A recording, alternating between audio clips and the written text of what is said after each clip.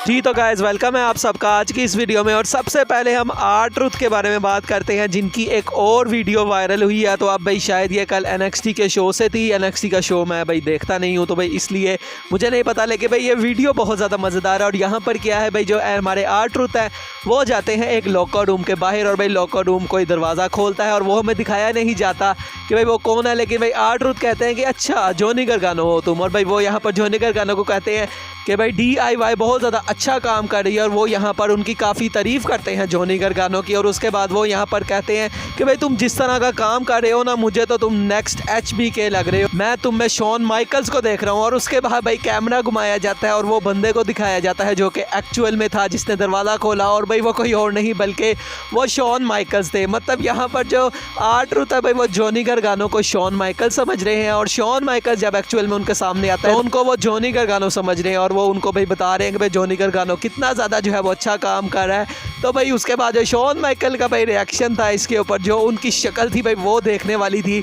वो भाई ऐसे घूर रहे थे कि भाई ये बंदा क्या बात कर रहा है। और उसके बाद भाई उन्होंने जो दरवाज़ा है उसको बंद कर दिया, और R-Truth तब भी कहते हैं अच्छा लगता है भाई टोमासो चियाम्पा से अंदर बात करने गया है। तो भाई बहुत ज़्यादा ये फ़नी मुझे जो है वो चीज़ लग रही है कि भाई R-Truth जिस तरह से जो है वो रिएक्शन दे रहे हैं। तो भाई इस वक्त दो सुपरस्टार जो कि बहुत अच्छा काम कर रहे हैं, एक तो भाई R-Truth है और दूसरे हैं ड्रू मैकिंटायर। एक बंदा भाई सीरियस होता है और उसके बाद भाई वो एकदम से ट्रांजिशन करता है, जैसे जेउसो के साथ सेगमेंट में ड्रू मैकिंटायर ने की, उसको देखने में मज़ा आता है। और भाई R-Truth तो हमेशा से ही इस तरह के जो सेगमेंट्स हैं उसके लिए मशहूर है। तो भाई इस वक्त इन दोनों सुपरस्टार्स को देखने में बहुत ज़्यादा मज़ा आ रहा है।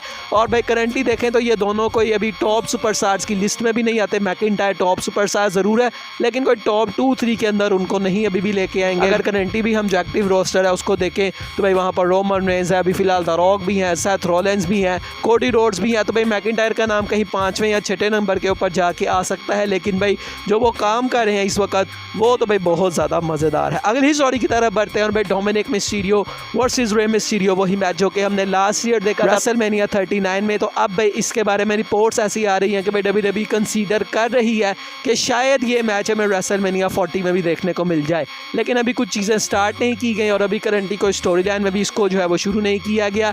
लेकिन भाई प्लान्स के अंदर ये ज़रूर है, और जब भाई ये चीज़ शुरू हुई थी तब WWE का प्लान ज़रूर था कि भाई शायद समरस्लैम में भी एक मैच होगा, रेसलमेनिया में भी होगा, मतलब 2 या 3 मैचेस वो करवाएंगे। लेकिन भाई उन्होंने एक ही मैच करवाया और वहाँ पर भी जो रिज़ल्ट है वो काफ़ी शॉकिंग था। हम सबको लगा था कि भाई डोमिनिक मिस्टीरियो वहाँ पर जीत जाएंगे, रे मिस्टीरियो अपने बेटे को ओवर करेंगे, लेकिन भाई वहाँ पर रे मिस्टीरियो जीते। तो अब भाई देखते हैं, वैसे भाई मास्क वर्सेस हेयर वाला मैच भी इस तरह का कुछ आ रहा था भाई कुछ देर पहले, तो अभी देखते हैं। बहरहाल भाई कुछ हफ्ते हैं अभी, और वैसे भी अभी तो रे मिस्टीरियो आ भी नहीं रहे, तो शायद वो जब आएंगे तो अब पता नहीं। भाई सैंटोस एस्कोबार के साथ भी उनकी स्टोरी लाइन है अभी जो कि अभी भी चल रही है, तो देखते हैं बहरहाल भाई जब रे मिस्टीरियो आएंगे तो WWE उनकी क्या डायरेक्शन रखती है। अगली स्टोरी की तरफ बढ़ते हैं। भाई WWE के सऊदी अरेबिया के अंदर 2 शोज़ होते हैं, हम सबको पता है।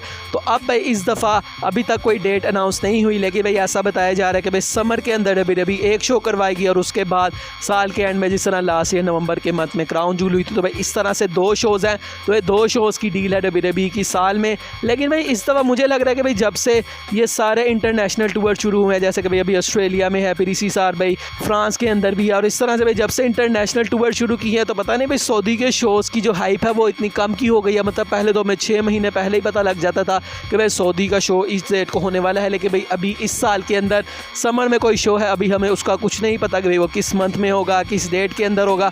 तो पता नहीं भाई क्यों ये ज़्यादा इंटरनेशनल शोज़ से मुझे ऐसा लग रहा है कि भाई सऊदी की शोज़ की जो हाइप है वो थोड़ी सी कम हो गई है। लेकिन भाई क्वालिटी रेसलिंग की अच्छी हुई है, क्योंकि भाई जब भी WWE इंटरनेशनल जाती है तो भाई शोज़ हर जगह ही काफ़ी ज़्यादा अच्छे होते हैं। अगली स्टोरी की तरफ बढ़ते हैं और भाई Seth Rollins and Becky Lynch, भाई ये पता नहीं किसी चीज़ की प्रमोशन के लिए कोई वीडियो है या क्या है। भाई यहाँ पर ये दोनों थे और भाई यहाँ पर इंटरव्यू ले रही थी बेकी लिंच सेथ रॉलिंस का, और उन्होंने भाई यहाँ पर उनसे क्वेश्चन पूछा कि भाई तुम्हें CM पंक के बारे में 2 अच्छी चीज़ें बतानी है या फिर तुम्हें सज़ा मिलेगी, और सज़ा क्या है भाई वो शायद वहाँ पर मिर्ची वगैरह पड़ी थी, तो भाई वो तुम्हें यहाँ पर खानी पड़ेगी। और भाई सेथ रॉलिंस के लिए दोनों टास्क मुश्किल थे। सीएम पंक जिनको वो नफरत करते हैं उनके बारे में अच्छी चीज़ कैसे बोल सकते हैं, और दूसरी तरफ भाई मिर्ची पड़ी है। लेकिन भाई उसके बाद सेथ रॉलिंस काफ़ी देर सोचते हैं और उसके बाद वो कहते हैं कि नहीं भाई ये काम मुझसे तो नहीं होने वाला। और वो कहते हैं कि भाई मैं सीएम पंक के बारे में कुछ भी अच्छा नहीं बोलने वाला, तो मैं क्या करूँगा, मैं भाई यहाँ पर मिर्ची खा लूँगा। और भाई वो यहाँ पर मिर्ची खाते हैं और मिर्ची खाते हुए ये ज़रूर बोलते हैं कि हाँ एक बात है कि भाई वो भी अपने अल्फाज का बहुत ज़्यादा पक्का है और मैं भी हूँ, इसीलिए मैं मिर्ची खा रहा हूँ और मैं सीएम पंक के बारे में कुछ भी अच्छा नहीं बोलूँगा। तो भाई जब तक इनका मैच नहीं होगा सेथ रॉलिंस के दिल में भाई सीएम पंक के लिए नफरत ही रहने वाली है। ये सेम केस उसी तरह है जिस तरह सेथ कोडी से नफरत करते थे, लेकिन फिर मैचेस हुए, हारे सेथ रॉलिंस और उसके बाद भाई अब सेम पेज के ऊपर आ गए हैं और अब तो भाई भीड़ू बन गए हैं वो कोडी रोड्स के, कि भाई कोडी रोड्स को वो कह रहे हैं कि नहीं भाई तुझे ब्लड लाइन से अकेला लड़ने की कोई ज़रूरत नहीं है, मैं तेरे साथ हूँ।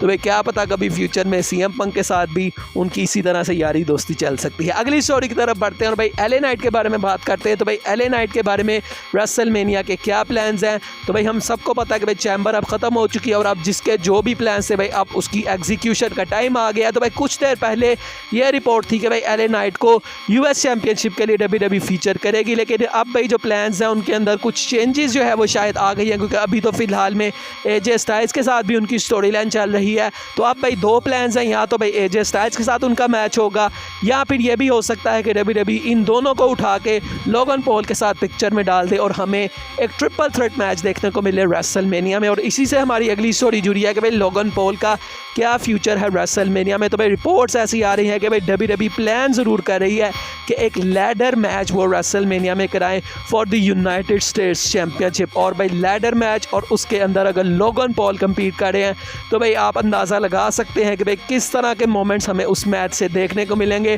रॉयल रंबल मैच जो कि भाई इस तरह की चीज़ों के बारे में जाना भी नहीं जाता, वहाँ पर लोगन पॉल आए, वहाँ पर उन्होंने एक मोमेंट दिया, मनी इन द बैंक के अंदर उन्होंने एक मोमेंट दिया।